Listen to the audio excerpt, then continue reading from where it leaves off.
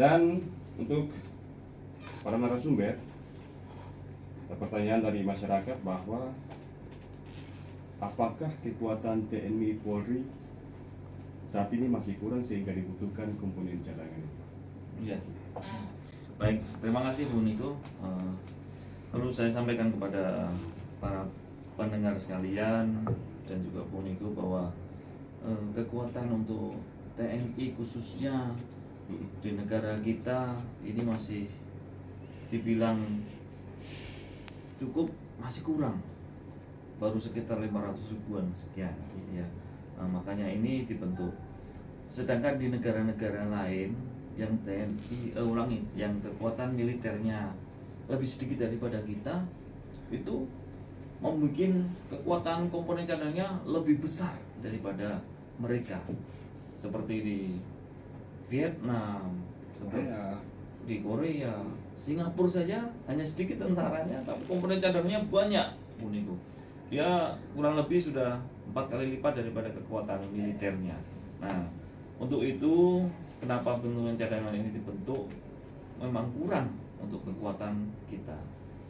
Kekuatan ini kurang bukan berarti negara tidak mau membentuk militer, tidak. Tetap setiap tahun, setiap anggaran selalu ada untuk perekrutan. Namun ini juga berstimulan dengan ada yang masuk dan ada yang keluar, ada yang masuk, ada yang keluar untuk pensiun. Nah, seperti itu. Ini tetap direkrut untuk kekuatan militernya. Makanya itu ya, kita pemerintah, saya ulangi, pemerintah, bukan saya, pemerintah membentuk adanya komponen cadangan ini untuk membantu komponen utama itu. Begitu. Ya. Kemudian masa latihan atau pendidikan komponen cadangan ini kan 3 bulan ini, Pak. Iya, betul. Apakah cukup menjaga konsistensi dari kemampuan Komcat? Ketika sesudahnya mereka kan harus kembali ke profesi masing-masing. Iya, betul.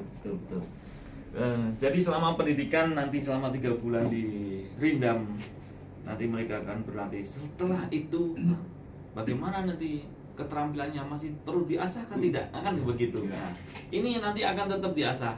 Tadi seperti tadi saya sampaikan bahwa nanti mereka dalam binaannya Kodim ya, Kodim setempat masing-masing. Yang di Fakmak berarti nanti dalam binaannya saya. Nanti mungkin pas saya latihan mereka akan saya panggil. Kumpul. Nah, ayo kumpul semua komponen cadangan. Nah, kita latihan sama-sama. Kita latihan. Jadi itulah yang untuk mengasah biar keterampilan mereka komponen cadangan ini tidak hilang.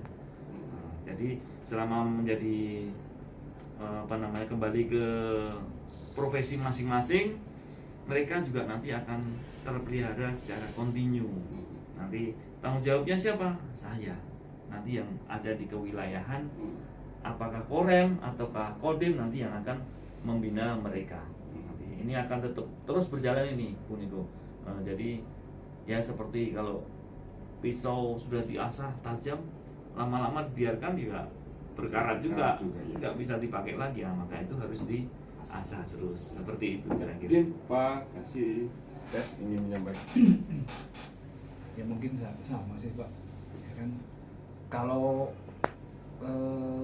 nanti itu pasti ya sampaikan tadi oleh Dandim, mungkin kalau pisau tidak diasah lama-lama akan tumpul dan berkarat, ya kan. Demikian pula sebaliknya untuk komponen cadangan ini akan di bawah kendali oleh Kodim. Masing-masing Kodim itu berapa komcat yang ada itu kan sudah terdata. Ya. Setelah itu mereka juga kalau toh memang Kodim membutuhkan atau untuk istilahnya mau ada kegiatan karya bakti atau segala macam, mungkin bisa digunakan. Terus setelah itu kalau toh ada kegiatan ya istilahnya yang militer, mungkin menembak, mau mengikutkan mereka juga bisa gitu. Jadi mereka itu akan keasah terus, tidak tumpul dan tidak lupa untuk apa yang sudah diterima selama pendidikan selama 3 bulan, mereka tidak akan lupa, seperti itu. Ya. Kemudian berkembang di masyarakat bahwa dengan dibentuknya Komcat ini menandakan bahwa negara tidak sedang baik-baik saja. Iya. Bagaimana? Iya, iya. Iya. Ini seperti lagunya Judika. Negara tidak. Ya. Untuk Jadi, menipis tanggapan dari iya. masyarakat ini. Baik. Jadi begini Bung Niko, bahwa kenapa bentuk komponen cadangan beberapa tahun ini berarti negara tidak dalam keadaan baik-baik saja. Memang banyak yang ngomong saya seperti ini. Oh, bukan seperti itu. Nah, jadi negara dalam keadaan baik-baik saja, Bung Niko, sampai dengan ini fine-fine saja lah kalau kita bahasanya. Kenapa dibentuk komponen cadangan? Ya, ini hanya untuk memperkuat kita, memperkuat komponen utama. Memperkuat dalam hal apa? Menjaga kedaulatan negara. Seperti saya sampaikan tadi bahwa kekuatan TNI sekarang masih sekitar 500.000 itu. Jadi kita masih kurang dibandingkan dengan berapa ratus juta penduduk Indonesia saat ini. Baru berapa persennya kalau kita hitung. Nah, idealnya satu. waduh iya, idealnya kan satu prajurit bisa hanya 3-6. Oh, harusnya seperti itu, bisa melindungi masyarakat. Tapi ini ya kita lihat sendirilah kan, kemampuan kita belum mampu. Nah, makanya dibentuklah itu. Tapi saya tegaskan bahwa negara dalam keadaan aman, kondusif ya. Apalagi sekarang pemerintah juga berusaha untuk menciptakan suatu pemerintahan yang kondusif dalam rangka nanti ke depannya kegiatan kita yang banyak. Begitu Bung Niko ya. Pak menambahkan terkait dengan ya. Saya menambahkan sedikit saja. Bukan negara dalam keadaan tidak baik-baik saja. Negara jelas dalam keadaan baik-baik saja. Ini kan komponen cadangan ini memanggil kita, ya kan? Kita sebagai warga negara Indonesia atau masyarakat itu jiwanya merah putih atau tidak, kan gitu, ya kan? Nah, diwadahilah dengan kegiatan komponen cadangan ini. Jadi mereka ini merah putih atau masih abu-abu, kan gitu. Ya kan? Jadi ya wadahnya ya ini untuk komponen cadangan inilah wadah kita menunjukkan bahwa jadi diri kita ini merah putih. Nah, itu Pak. Ya. Kemudian tadi Pak Trim menyampaikan bahwa keanggotaan Komcat ini apakah ada periodisasi atau ada batasan berapa tahun mungkin? Oke. Baik, Bu Niko. Untuk batasan periodisasi komponen cadangan ini tidak ada, Bu Niko.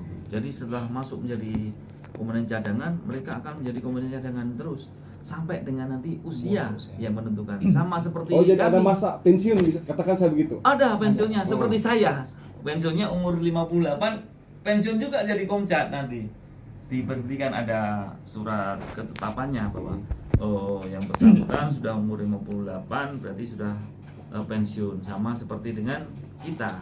TNI juga 58 juga pensiun. Jadi batasannya itu. Jadi itu, Bu Niko. Kemudian bagaimana cara untuk mencegah komponen cadangan ini agar tidak disalahgunakan? Apalagi saat ini kan kita ketahui bersama bahwa ini musim politik gitu. Iya, iya. Nah, ini apakah ada indikasi ke sana atau seperti apa itu? Ya, ini agak seru ya. Jadi kalau komponen cadangan ini, Bung Niko, saya sampaikan dibentuk saat ini dari mulai beberapa tahun yang kemarin ke belakang sampai sekarang.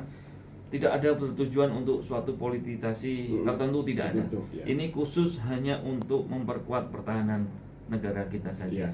Jadi apabila nanti ada oknum kemungkinan seperti tadi, berarti dia sudah menyalahgunakan haknya dia menjadi komponen cadangan. Nah, itu di luar daripada konteks. Tapi nanti kalau saya mau mencoblos, mau memilih, boleh. Kalau sudah tidak dalam status pendidikan, selama status pendidikan ya tidak boleh untuk mencoblos dulu. Jadi selama 3 bulan mengikuti pendidikan tidak punya hak untuk memilih. Iya, tidak boleh. Tapi kayaknya tidak ketemu dengan pencoblosan ini. Jadi nanti setelah selesai kembali ke masyarakat ya boleh untuk menentukan pilihan. Tapi bukan berarti membawa, ayo saya komponen cadangan nih, saya memilih partai menggiring. Partai B menggiring. Oh, tidak, jangan. Tidak ada seperti itu. Iya. Ya, tetap komponen cadangan untuk masalah politik yang ada di negara sekarang ini ya tetap berjalan sesuai dengan role-nya. Ya. Kemudian Bang Niko, saya sedikit menyampaikan bukan lupaan, nanti Pasipes akan menyampaikan sedikit untuk hak-haknya untuk Komcat selama melaksanakan pendidikan Latsarmil. Silakan Ya, Pasipes. hak dan kewajiban. Iya, haknya yang diterima. Silakan. Iya. Selama mengikuti pendidikan. Iya, betul. Bang Niko, terima kasih banyak. Akhirnya tiba juga waktunya Pasipes menyampaikan. Pasipes itu berkaitan hak-hak orang. Baik Bu Niko, pendengar sekalian, saya akan menyampaikan hak-hak calon Komcat yang diterima pada saat melaksanakan Latsarmil. Iya. Yang pertama itu pastinya uang saku pasti akan dapat. Berapa itu? Ya tadi yang disampaikan sama Komandan Kodi kurang lebih 1,8,5. Iya, 1.850. Iya. Nah, itu. Yang kedua, tidak potong pajak. Ini sah semuanya, diserahkan semuanya. Yang kedua, Kapolak.